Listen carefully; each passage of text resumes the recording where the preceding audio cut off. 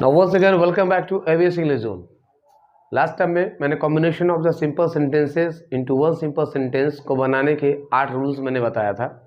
उसमें पहला जो रूल्स था पार्टिसिपल का यूज़ करके कैसे दिए गए सिंपल सेंटेंसेस को मिलाकर एक नया सिंपल सेंटेंस बनाया जाता है। और पार्टिसिपल में मैंने 3 आपको डिस्कस किया था, प्रेजेंट पार्टिसिपल का यूज़ करके, पास्ट पार्टिसिपल का यूज़ करके और परफेक्ट पार्टिसिपल का यूज़ करके दिए गए सिंपल सेंटेंसेस को मिलाकर कैसे एक सिंपल सेंटेंस बनाया जाता है, इसके बारे में मैंने आपसे डिस्कस किया था पूरा। अगर अभी तक आपने पार्टिसिपल का यूज़ करके सिंपल सेंटेंस बनाना नहीं दिया है या नहीं देखे आपने या नहीं पढ़ा है तो आप प्लेलिस्ट में जाकर उस पूरे वीडियो को आप पूरा वॉच कर सकते हैं, पूरा देख सकते हैं अच्छे तरीके से। Now I am going to say about second topic, use of infinitive, यानी how to make a simple sentences into one simple sentences with use of infinitive, यानी इन्फिनिटिव का यूज करके कैसे दिए गए सिंपल सेंटेंसेस को मिलाकर एक नया सिंपल सेंटेंस बनाते हैं, उसके रूल्स के बारे में हम डिस्कस करेंगे। तो without wasting time let's start our topic. बता रहा गया कि यूज ऑफ इन्फिनिटिव करते समय कुछ ऐसे रूल्स होते हैं, सावधानी होती। अब इसको पहले शुरू करने से पहले हमको समझना कि इन्फिनिटिव होता क्या चीज़ है।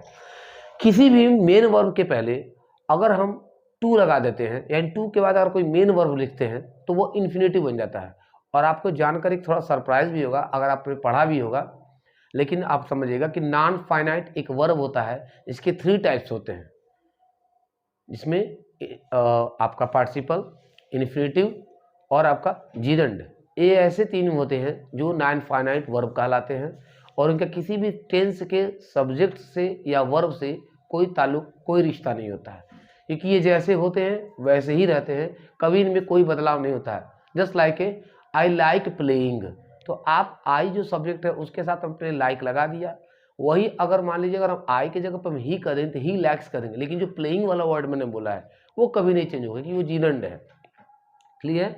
वैसे कर दिया जाए सी लाइक्स टू प्ले हॉकी, अब यहाँ पे टू प्ले कर दिया गया, सी लाइक्स तो अलग की बात है क्योंकि मेन वर्ब का काम किया, लेकिन जो टू प्ले मैंने कर दिया वो आपका इन्फिनिटिव का काम किया।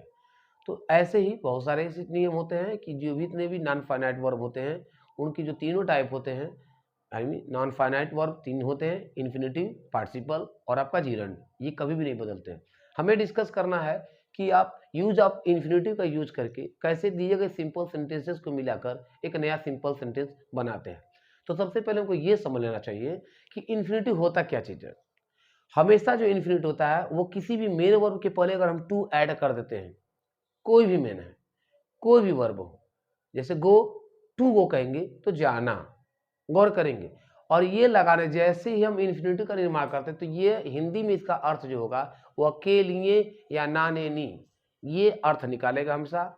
यानी जब भी हम किसी भी इन्फिनिटिव को यूज करते हैं, यानी किसी भी मेन वर्ब के पहले हम टू का इस्तेमाल कर देते हैं, तो उस वर्ब का जो हिंदी अर्थ निकलना है वो निकलता है के लिए या ना ने नी। ये जो शब्द होते हैं ये उसके अर्थ निकल जाते हैं जब भी हम इन्फिनिटिव का यूज करते हैं तब।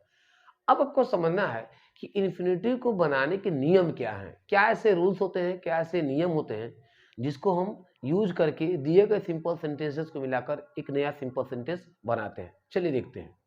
सबसे पहले ये देखना है कि जो रूल्स बता रहा है कि सब्जेक्ट जो मेरा फर्स्ट होगा या सेकंड होगा या थर्ड होगा, जो भी है, 2 या 2 से अधिक जितने भी सब्जेक्ट मेरे आएंगे, उस सब्जेक्ट के जो सेंटेंस में जो सब्जेक्ट मेरे होंगे, गौर करिएगा, यानी जो सेंटेंस के पहला सेंटेंस या दूसरा सेंटेंस या तीसरा सेंटेंस, जितने भी सेंटेंस आए, उसके जो सब्जेक्ट होंगे वह इक्वल होंगे। मैंने इक्वल का मार्क्स भी लगाया, आप देख सकते हो। मतलब 1, 2 या 3, जितना भी 2 या 2 से अधिक जितने भी सेंटेंस आते हैं उनके जो सब्जेक्ट होंगे, उनके जो सब्जेक्ट होंगे, जो उसमें सब्जेक्ट होगा वह एकदम बराबर होगा। अगर पहले में राम आया है तो दूसरे में भी राम आएगा, हो सकता है उसके जगह प्रोनाउन ही आ जाए, लेकिन सब्जेक्ट जितने भी होंगे वो सेम होंगे। क्लियर? दूसरी चीज, एक सेंटेंस में यानी आपके 2 या 2 से अधिक सेंटेंस आएंगे तो पहले सेंटेंस में क्या दिखा देता है, हमको रीजन दिखा देता है, रीजन दिखा देगा। और दूसरे वाला जो सेंटेंस होगा उसमें कहीं ना कहीं रिजल्ट दिखा देगा, यानी कहीं ना कहीं 2 या 2 से अधिक जब सेंटेंस आएंगे तो शुरुआती दौर में जो सेंटेंस होंगे उसमें हमको रीजन दिखा देगा और उसके बाद जो सेंटेंस आता है उसमें रिजल्ट दिखा देता है। कभी कभी होता क्या चीज़ है कि कहीं रीजन या रिजल्ट का अगर रिलेशन नहीं बनता हो, अगर रीजन रिजल्ट नहीं दिखाई दे रहा हो, तो कहीं ना कहीं दोनों सेंटेंसेस में से किसी न किसी सेंटेंस में एम जरूर दिखाई देगा। अगर बाय द वे हम सपोज कर लें कि पहले सेंटेंस में रीजन नहीं दिखा दिया ना दूसरे सेंटेंस में हमको रिजल्ट दिखा दिया, तो कहीं ना कहीं दोनों या दो से अधिक जितने भी सेंटेंस आएंगे उन सेंटेंसों में हमको एम जरूर दिखाई देगा। तो जो रिजल्ट वाला होगा या जो एम जिस सेंटेंस हमको दिखाई देगा, ठीक उसी वाले सेंटेंस में जो वर्ब मेन आया होगा, उसी मेन वर्ब के पहले हमको टू लगा देना है। आई होप आप मेरी बात समझ सकते हैं। क्लियर है? अभी भी डिस्कस करेंगे, पूरा आपके एग्जाम्पल्स मैंने ऑलरेडी लिख दिया है ताकि समय की बचत हो सके और बेहतर हम समझ सकें। फिर भी अगर आपको कोई दिक्कत होगा तो जरूर कमेंट बॉक्स में जरूर पूछिएगा, क्योंकि आपके एग्जामिनेशन के टाइम आपके पास ज़्यादा है नहीं, तैयारी का भी समय अब ज़्यादा नज़दीक नहीं है आपका पास। तैयारी जितना जल्दी हो सके उतना जल्दी करिए, क्योंकि एग्ज़ाम्स आपके 2-4 महीने के बाद एग्ज़ाम्स आपके होने वाले यूपी बोर्ड के। तो सारे बोर्ड्स में ये सारे कंपटीशन और सारे बोर्ड्स के लिए, चाहे वो एकेडमिक हो चाहे नॉन एकेडमिक हो, कंपटीशन सारे लेवल्स के लिए एग्जाम्स में ये सवाल पूछे जाते हैं और कंपलसरी भी सबके लिए। चलिए, कह रहा क्या, पहले तो ये कह रहा कि she had no money, she could not give anybody. सबसे पहले देखते हैं कि क्या पूछ रहा है ये। आप यहाँ पे मैंने देखा कि she had no money, reason क्या है देखेंगे। रीजन है कि उसके पास पैसे नहीं थे, तो जब पैसे नहीं रहेगा तो किसी को दे भी नहीं सकेगी वो। आपके पास पैसा ना हो और कहे तो 10,000 उधार दे दीजिए किसी को, कैसे देंगे आप बताइए हमको। तो कहने का मतलब ठन गोपाल है, गायब है पैसा, थल में है ये नहीं है। और कोई कह रहा भाई साहब हमको 10 रुपया दे दीजिए, बेटा तेरा खुद सैलरी नहीं मिला, तो खुद परेशान है, तो दूसरा कैसे सैलरी दे पाएगा। तो कहने का मतलब सेंटेंस को समझते हैं।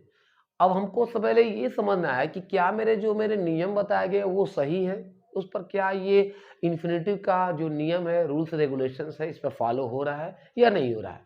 क्या कह रहा है कि जो सब्जेक्ट होंगे फर्स्ट सब्जेक्ट सेंटेंस में और दूसरे सेंटेंस का जो सब्जेक्ट वो इक्वल होना चाहिए। आप ये देख सकते हैं यहाँ पे सी लिखा हुआ है और यहाँ पे भी क्या लिखा हुआ है, सी। तो ये तो नियम पक्का है, सही है मेरा, ठीक है। अब दूसरा देखते हैं कि सेंटेंस मेरा जो फर्स्ट है उसमें रीजन आया है कि नहीं आया है। रीजन क्या है, रीजन है या रिजल्ट है या एम है, यानी इनमें से कोई ना कोई, या तो रीजन रिजल्ट का रिलेशन होगा या एम का होगा। इन दोनों में से कोई ना कोई एक जरूर होगा। तो देखते हैं, एम तो कोई है नहीं, एम तो ये नहीं होगा कि मेरे पास पैसा नहीं है, एम ये थोड़ा ना होता है, ये तो रीजन है ना, उसका अंतर समझेंगे। यह एम नहीं है, एम आप देख सकते हैं, एम इसमें दिखाई दे रहा है, Ram ran fast, Ram ran fast, इसमें एम है और उसका रिजल्ट क्या निकलेगा, he wanted to get fast. Aim है इसका, क्या है एम, क्या इसमें दिखाई दे रहा है कि उसको फर्स्ट प्राइज लेना है, इसलिए वो तेज भागा। समझ में आ रहा है, इसमें आप एम देख सकते हैं, लेकिन इसमें रीजन और रिजल्ट का रिलेशन है। कैसे, आप देखिए सब्जेक्ट मेरा जो क्या है वो इक्वल है, यहाँ जो सी है यहाँ भी सी है। दूसरा चीज क्या कर रहा है कि रीजन क्या है, she had no money, reason उसके पास पैसे ही नहीं है। और रिजल्ट क्या, जब पैसे ही नहीं है तो क्या किसी को दे पाएगा, वो क्या दान दक्षिणा करेगा, वो बिल्कुल नहीं करेगा। जब पैसे ही नहीं तो ठंडन गोपाल है, मतलब डाउन है। तो कह रहा सी कुड नॉट गिव एनीबॉडी। तो ध्यान समझेंगे, रीजन ये है और रिजल्ट ये, तो जो रीजन और रिजल्ट में देखा जाएगा, जो रिजल्ट वाला सेंटेंस होगा उसमें जो वर्ब आया है उसी वर्ब के पहले हमको टू कंबाइन करना है। समझ में आ रहा मेरी बात। अब आप देख सकते हैं इस सेंटेंस को सीधा उतार सकते हैं, क्या लिखेंगे, सी हैड नो मनी, क्या लिखे आपने, she had no money, comma use करेंगे। क्लियर है, सी कुड नॉट, आप देखेंगे सी कुड नॉट गिव लिखा हुआ है। अब दो बार एक ही सेंटेंस दो बार आया है, समझ में आ रहा है, एक यहाँ नो भी आया है, नो भी यहाँ भी आया है। सिंपल सी बात है, इन सेंटेंस को हटा देंगे और इसमें वर्ब क्या आया है, गिव आया है, तो इस गिव के पहले क्या ले देंगे, ठीक है ना, टू, एक सेंटेंस बनाना आपको, to give anybody, to give anybody, गौर कर सकते हैं। यानी क्या लिखा है, she had no money to give anybody. आपको दिक्कत होगा तो कमेंट में जरूर लिखेंगे, सर ये मुझे समझ नहीं, इसको मुझे एक बार एक्सप्लेन करके बता दीजिए। एक बार आप स्क्रीनशॉट पूरे नियम का एक बार ले लीजिए ताकि आपको दिक्कत ना हो।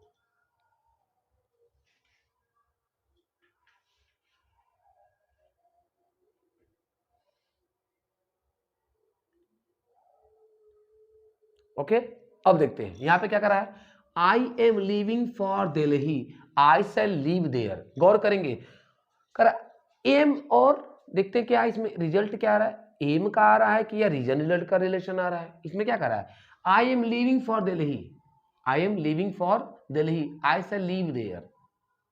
और देखिए गौर करेंगे, यहाँ पे लिख रहा है आई एम लिविंग, मैं रह रहा हूँ कहाँ पे, फॉर दिल्ली में रह रहा हूँ, क्या आई शैल लीव देयर, मैं वही जाऊंगा, आई एम लिविंग फॉर दिल्ली, मैं छोड़ रहा हूँ, क्या आई एम लिविंग फॉर दिल्ली, मैं दिल्ली के लिए क्या कर रहा हूँ, जा रहा हूँ, कर रहा है आई शैल लीव देयर, मैं वहां पे रहूंगा।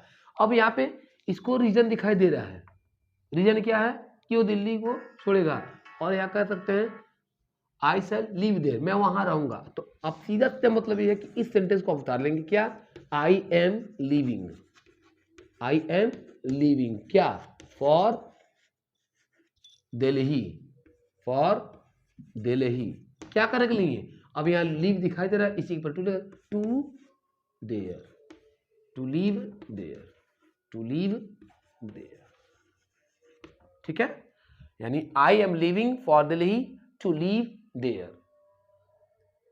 क्लियर है, आगे देखते हैं, यहां क्या करा है, Ram ran fast, Ram ran fast, he wanted to get first prize. अब यहाँ पे रीजन रीजन का भी संबंध देख सकते हैं आप, ठीक है, तो क्या करेंगे, राम रैन फास्ट, क्लियर है, फिर यहाँ सब्जेक्ट सेम सब्जेक्ट है, नहीं कुछ करेंगे, to get first prize. I hope आपको ये समझ में आया होगा, क्लियर है।